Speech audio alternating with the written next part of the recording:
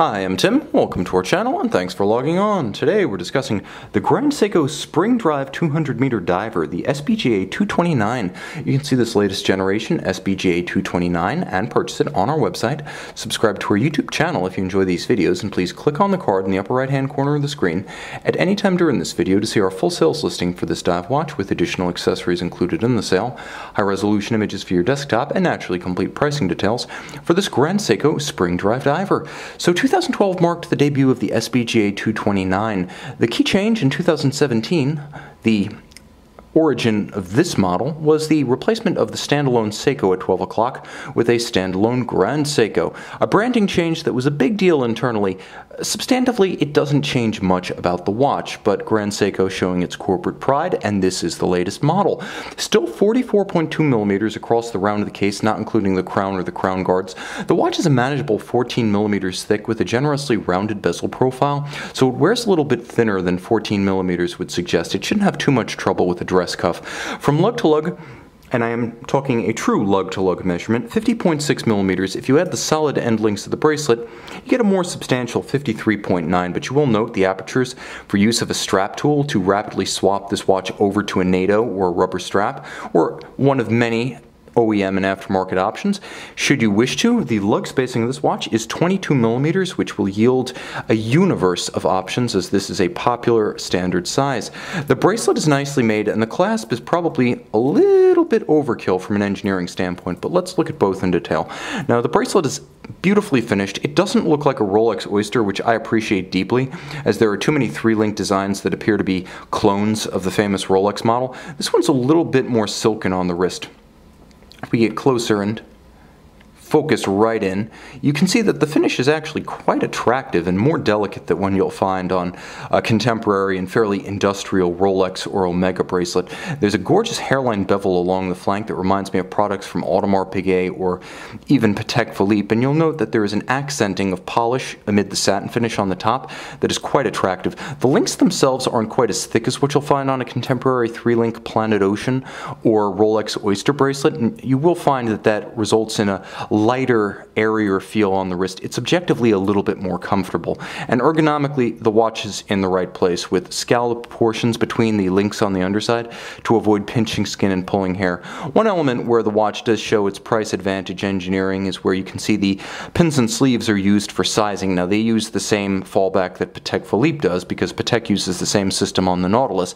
They'll say it's harder for a pin in a sleeve to back out accidentally than it is for a screw. And while this is true, it does seem that an awfully large number of companies make do with screws. I would prefer to see that here, but it's appropriate to the price point of the watch. Now, where Grand Seiko makes back all of its credibility is the construction of the clasp. This is where Grand Seiko engineers really earn their keep. First of all, it's a monster. As you can see, it features both a clamshell mechanism and triggers. So first you open the clamshell, then you release the two triggers, and then once you're in, you have a system that allows you to withdraw up to an inch of incrementally adjustable additional length, and just like that, it scoots back in. This is a system that you can use while the bracelet is still on your wrist, so critically in a maritime environment where a quick slip of the hand, a wet gloved hand, can often result in the loss of a watch, you're able to perform the entire sizing and adjustment while the watch is still safely rung around your wrist. I appreciate that, that's thoughtful, and the mechanism itself is easy to use. I prefer to have an incremental adjustment rather than one huge all or nothing flip out mechanism. Closing that up and rotating over to the case, you can see that the watch is simple in style, but still a little bit warmer and more human in its execution than a Rolex or Omega, as there is a great deal of hand finishing of the case. Now, the design is different by itself. As you can see, there's a combination of rounded facets as well as creases and character lines. The polish that's used is executed by hand against a milling machine, so the artisan actually has to regulate the pressure and the angle to ensure that the Zaratsu style finish, that is the marketing name, but I can say that it is materially different than what I've seen on other watches. It is optically about as smooth as you're going to see without orange peel or creases or runs or weird rises and dips in the high polish. High polish gives up the game. High polish betrays every flaw, every wrinkle every defect, and so there really is none. I apologize for the smudges of my hands, but I've always felt people prefer to see watches presented the same way they wear them, without gloves. And you can see just how good that optical finish is. Again, all of that is done by hand, maintaining the evenness of the character lines and the spacing of the facets. Not easy to do without mechanical guidance. That's done by hand against the machine. The bezel is deeply knurled, and I do mean very deeply knurled, so that it's easy to grip when your hands are wet, sweaty, or gloved. You'll also note that it features a luminescent pearl that is perfect for lining up with the broad arrow style minute hand. Now you have a great impromptu 0 to 60 minute count up timer. I often prefer to use a dive bezel to a chronograph because it's objectively just easy to quickly zero it and then follow that giant hand around the scale. You intuitively know how much time is left at 10, 20, 30, 40, 50, 55. Moreover, you don't have the downstream maintenance costs of a true chronograph. It has a very refined action to it. I'd compare it to a Blancpain 50 Fathoms. It's not quite the rifle-like ratchet action that you get on something like a Panerai Luminor submersible. It's closer to the more refined feel of the 50 Fathoms. It's not a weak detent, it's just a deliberately creamy one that's designed to feel luxurious, and it does.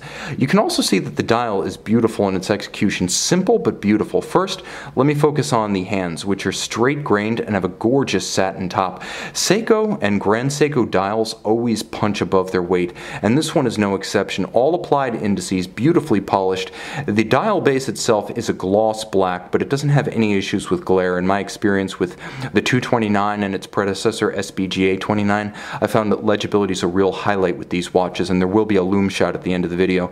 You can see that there's a very steeply sloped ray-hot outboard that can be useful as a reference for reading the seconds or the minutes, and the watch has a quirky but practical power reserve between 7 and 8, and this is a wonderful feature because it lets you know if your dive watch is about to drop dead before you do take the plunge. Sometimes just having a constant seconds indicator is not enough. You want to see that the watch has plenty of mainspring wind, because a watch with little wind, even on the wrist, can often stop. You want to make sure that you're richly into the white sweep of that scale before taking the dive with the watch as a backup survival instrument. Other quirky features, well, aside from the revised Grand Seiko script, you'll note the reverse lollipop seconds hand, and the fact that the reverse lollipop portion is entirely blackened so that it disappears against the dial base. You can see it in relief against the minute hand right now, so you'll see that in the loom shot as well. Everything is nicely made, evenly spaced, the printing is crisp, and the quality of the metallic finish is very high.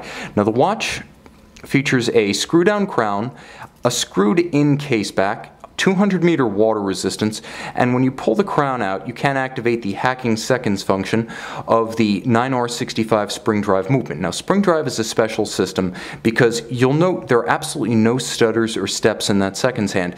It is a continuous sweep. It does not lock, unlock, stop, start the way a Swiss lever incremental escapement driven seconds hand does, because Spring Drive uses a regulator wheel that moves only in one direction, propelled by a spring. It creates an induced current that generates a back EMF via a quartz oscillator that regulates the speed of that governing wheel. Because the governing wheel doesn't bounce back and forth like a balance, and power driven through the wheel is then communicated to the drivetrain of the watch, the continuous motion of that wheel results in the continuous motion of the seconds hand.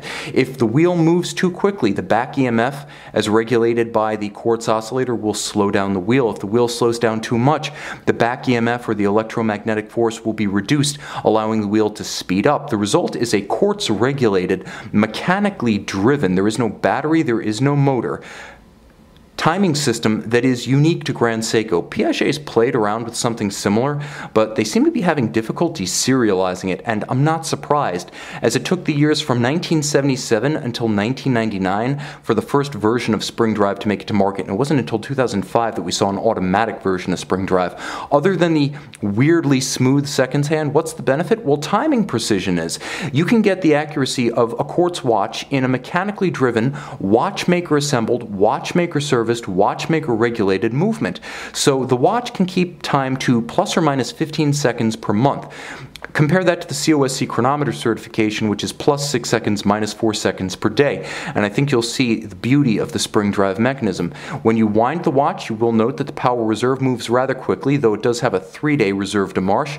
The instant gratification of seeing the power reserve indicator move is part of the pleasure of owning the watch.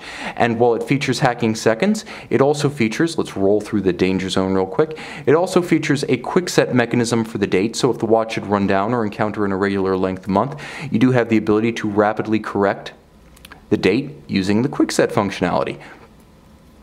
30 joules, automatic winding, 3-day power reserve, and of course the beauty of spring drive. 200-meter water resistant, beautifully finished by hand.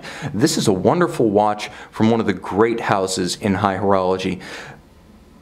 If you dare, beyond the bounds of Switzerland, even beyond the bounds of Germany, consider what Japanese luxury horology can bring to your wrist. See the latest variant of the Grand Seiko Spring Drive diver, the SBGA229, and make it yours on our website. And we're back with the Grand Seiko Spring Drive 200-meter diver, the SBGA229. As you can see, the quirky choice of a cathedral-style hour hand works well. Easy to distinguish from the broad arrow-style minutes and that gorgeous counterweighted reverse lollipop-style seconds.